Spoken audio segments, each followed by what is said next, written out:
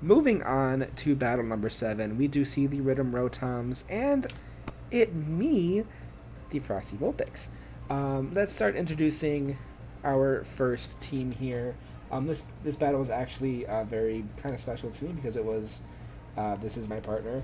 We are together, so we had this little, you know, I don't know. It was fun. I enjoyed it. But the Rhythm Rotom, led by my partner Gelato, playing for the Trevor Project, currently in 11th place at 3-5. This team might have a 3-5 record, but it is not a team to. It's not a team to. Oh, what's the word to underestimate? Looking at this team has a really good spread of knockouts through a lot of their Pokemon. And of course, there are two OU Pokemon leading the charge of this team, with the Garchomp at 8-5 and the Galarian Slowking at 9-5. Two of these Pokemon just really, really close to getting that top or getting into the 10 plus, the 10 plus knockout club.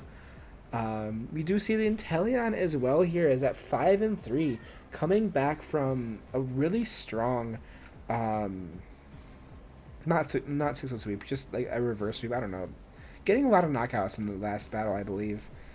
Was it last battle? I don't remember. But the Oricorio Pom Pom is at 1-2. A Pokemon that has a potential to just be absolutely terrifying. Just hasn't been able to show it off quite yet. But we will see if that happens in the future. The RU Pokemon, we see the Klefki at 1-3, the Grafaiai and the Blastoise each at 0-1. Two Pokemon have only been brought once, but they're still just really strong Pokemon. Grafaiai is just terrifying. You never know what to expect from that thing. It can run. I think all three of its abilities are just really, really strong. So that's a Pokemon to be scared of.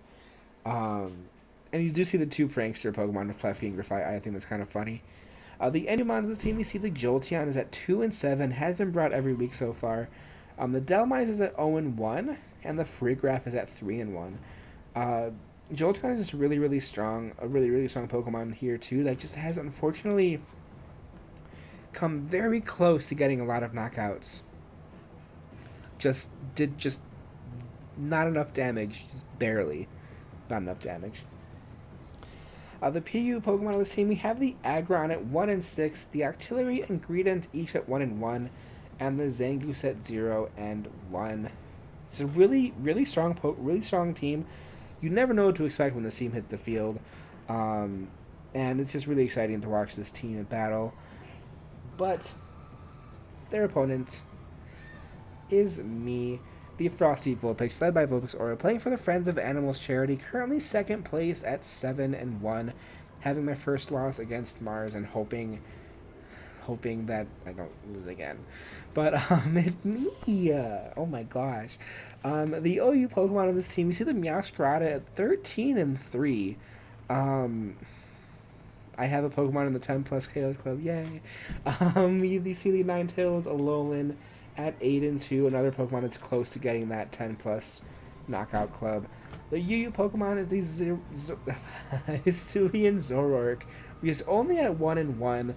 Hasn't been able to do as much as I have wanted it to. But we also see the Haxorus is at 7-3. Zoom and Zoroark. The RU Pokemon, we see the Florges is at 2-1. The Indeedee is just. It's not been working. It's at 0-3. It's had 3 different one shots. It's just not okay. It's just sad. The Ninetales, the Kanto Ninetales, though, at 4-0, getting a bunch of knockouts in the last battle against the steel types of the Nomad's Gambit. The NU Pokemon, we have the Umbreon at 0-1. The Toxicroak was brought but was not used last week. But the Daytime Lycanroc is at 4-5. Pokemon that I personally love. It's one of my favorite Pokemon. I'm sad that it's not a positive KD. I'm actually not, but I do like the doggos. I'm very much a cat person. Literally, haha. No, I mean, I have obviously the Meowscarada. It's my cat. It's me. But The PU Pokemon, we see the Malamar, who was at 0-1. Unfortunately, only at 0-1. I really want Malamar to do more.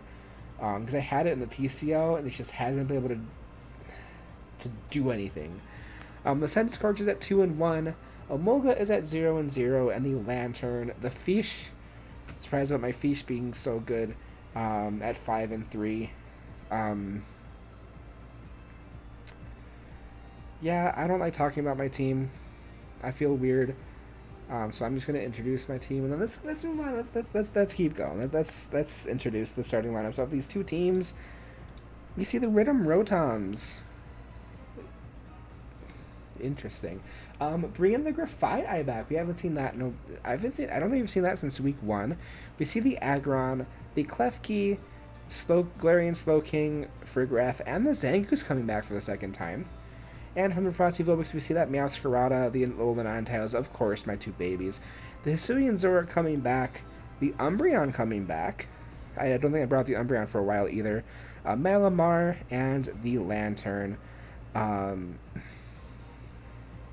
saw this and I was terrified of this team. But let's get into things and see the starting Pokemon of these two teams. For battle number 7 in week 9. The Riddim Rotoms leading with the Grafaiai, and the Frosty Vulpix leading with the Frosty Calamari. The Sword Dance being set up from the Grafaiai immediately, but the Flamethrower coming through from the Malamar. The Flamethrower outspeeding this time and taking down the Grafaiai. The Frigoraph comes in to replace it, with a nasty plot being set up from the Malamar. The Dazzling Gleam doing some good damage, but it's not the Malamar, it's the Zoroark. Flamethrower is able to connect and do some good damage here. Not enough to knock it out, with the Twin Beam able to take down the Zoroark.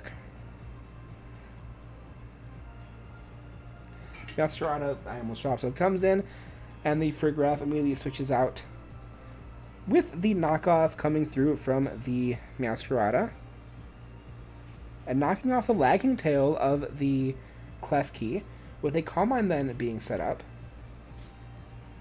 And the Flower Trick connects, doing not too much damage, not as much as I expected, with the Meowscarada switching out into the Lantern. Frosty Fish, the Draining Kiss, of course, going to do a little bit of chip damage and get some recovery to the Klefki as well.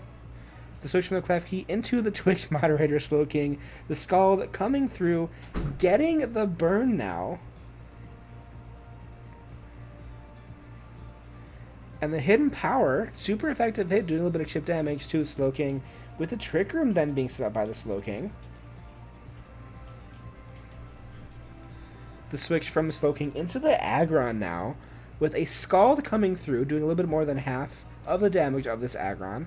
But the Aggron outspeeds, goes for the body press, but it does not knock out the Fish. The Fish able to go for another Scald and take down the Aggron. The Frigoraph does come back, though, and goes for the Energy Ball. The Energy Ball barely doesn't knock out the Fish, with the Scald connecting, and doesn't even knock out the Frigoraph. The Frigoraph is able to take down the Lantern, but the Trick Room does fade now. The Frosty Calamari, the actual Frosty Calamari, makes an appearance and goes for the Superpower to take down the Frigoraph and get the boost to the attack and to the defense because of the contrary.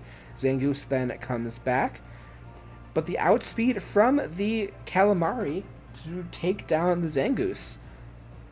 This Calamari now in a really good place here. I call him Calamari, but he's actually a Malamar. The knockoff is able to crit and take down the Slowking, leaving just his Klefki left. But the Steel Beam doesn't knock out the Calamari. It does do a lot of damage, but it is not enough to survive another superpower. The Klefki falling to the Calamari, and was a good game. Gelato, good game. Yeah, poor health bar. Yeah, good game. Really good showing. Just unfortunately, the predictions, sadly,